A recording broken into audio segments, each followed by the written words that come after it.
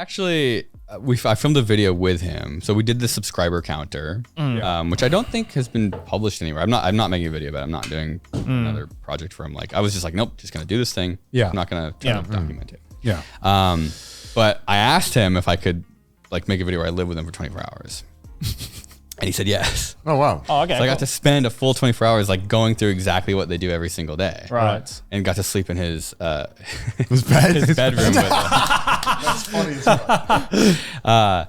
And it's definitely like, there's a lot of like chaperoning where it's like, okay, you gotta be here, you gotta be here. Like his phone's always going off. Like people are always like asking him for feedback about stuff. And it's like, it's a lot. Like I definitely, it's a whole thing. You get anxiety just being near it. Yeah, kind of. I think at the end of the day, I would not trade places with him. Yeah. No way. Like absolutely not. I don't. So what did you do in this 24 hours then? Just everything he did. When is it coming out, the video? I don't know.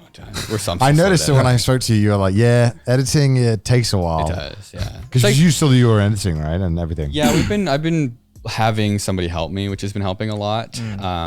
Like I think that I don't know. I mean, I don't know how you guys edit, but like for me, it's like I try to like figure out like the best way to make it work. Yeah, I mean, they don't edit. I give like, I used to, and then I found, I did the opposite. Yeah. I used to not.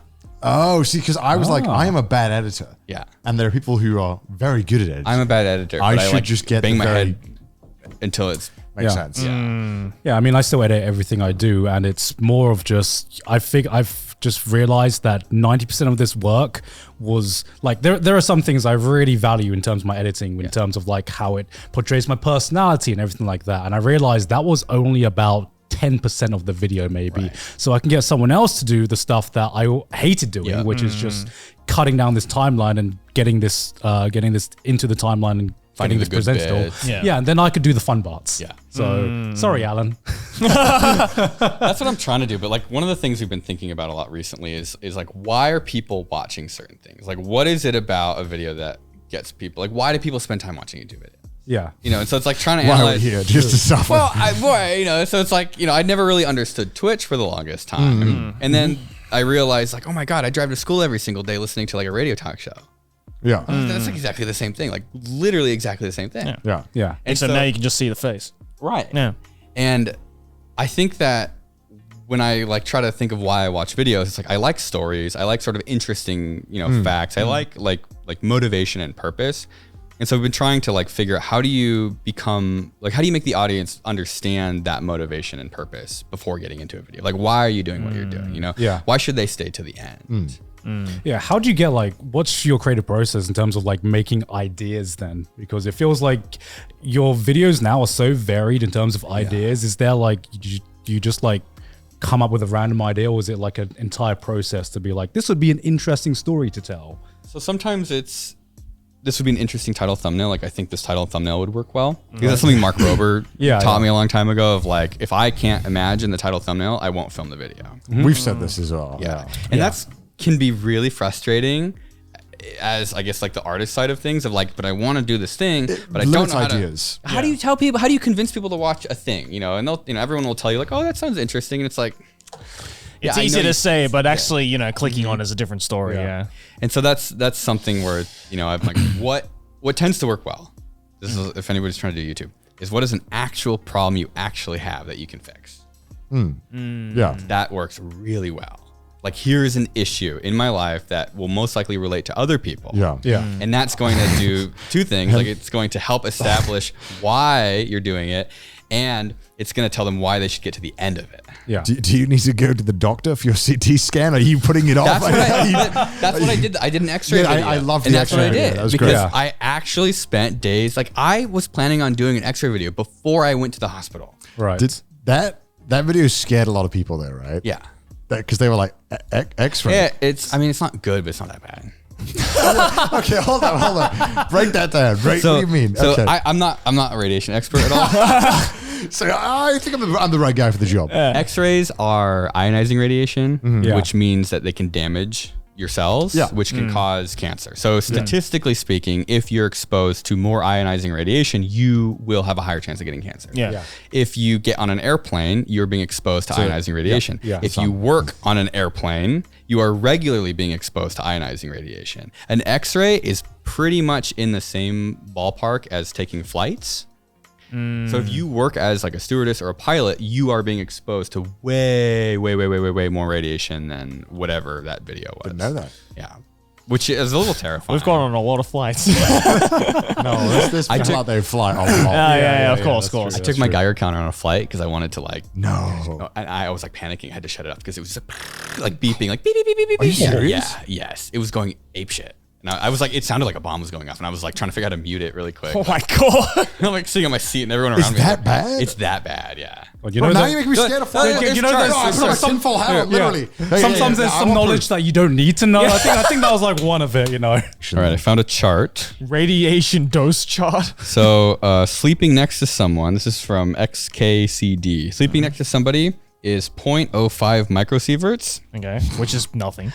Background dose I would received. hope so. Background radiation dose received by an average person over one normal day is 10 microsieverts. Okay. A flight from New York to LA is 40 microsieverts. Okay, well, So where's an just, X-ray? just existing, you get background radiation.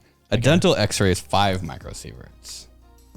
What, less than the average day that you get? Yes, Oh. And the plane is 40. 40.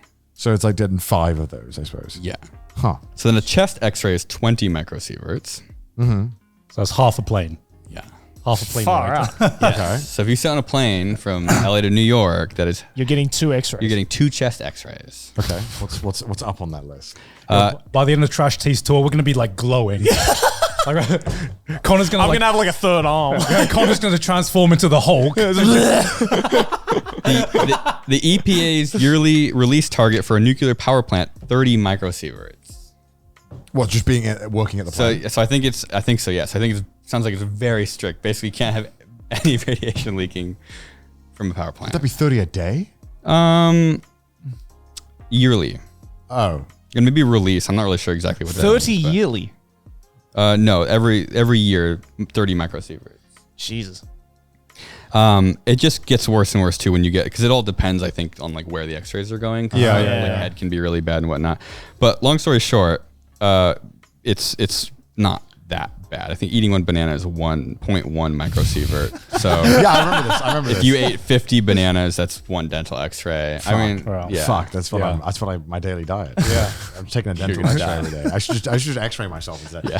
So X-raying your hand wasn't that dangerous. But people were freaking out. I remember in the Yeah. comments, people were Yeah, like, what the yeah. fuck? Yeah, and I talked to someone I went to high school with is basically like a radiation kind of engineer for right. medical equipment, and she basically said like it's not a big deal. I'll just X-ray myself. I'll It's X-ray not myself right now. good, Yeah. but Disclaimer: it is not It's good. not good. Please Don't go do it at home. Please don't go out and go buying X-rays. it's like drinking alcohol. Like, would you ever tell somebody that drinking alcohol was healthy? No. No.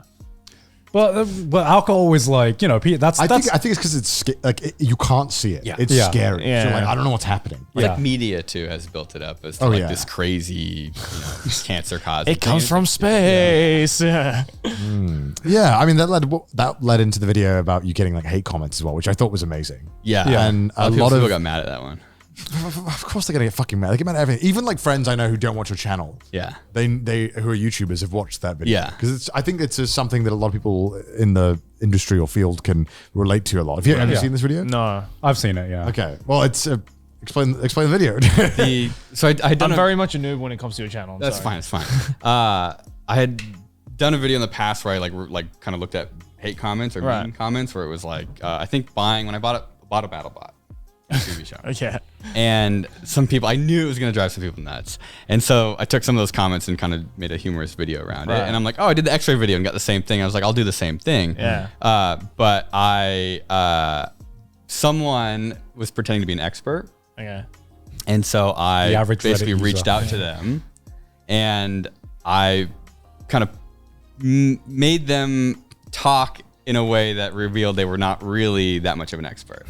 Because I've had a lot of interactions online related to like engineering and safety, which are kind of frustrating. Because like some of the stuff is like not super safe, but not crazy dangerous. Like I'm probably a lot safer than most people think. Like I remember long ago, I made a video where I was testing safety glasses with my laser cutter, and there was a comment talking about not having to wear safety glasses around the laser cutter he works with. But like what the guy was completely missing was that the laser cutter I had uses like a mid-range infrared light. Yeah. And the laser cutter he was using is like a near IR. So like near IR will go right through your cornea. Whereas the mid-range will like basically stop at your cornea. I mean, it'll still burn the crap out of your eye. But and so you end up with like people are very willing to communicate completely like wrong information.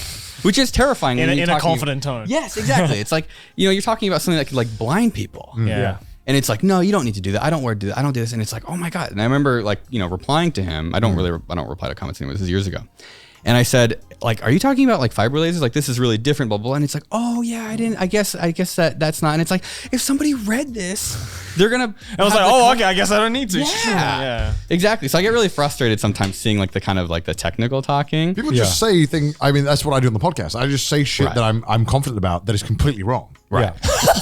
That's just I mean, like, we all do that. All three of us do that. Of course, yeah. We've done that plenty of times. I'm incredibly paranoid about doing that. I don't know why, other than like for safety stuff explicit. Like I do not like saying I can understand a lot more things. with when you're making stuff and safety stuff that you would take that a lot more seriously. Yeah. If you say the wrong thing about an anime series, it's not a life or death situation. Yeah. So and our audience knows not to listen to us. We're fucking clowns to begin with anyway. But I guess with your expertise and how your content is like, what your content is about, I can see why people would, I guess, pay more attention to that. Right.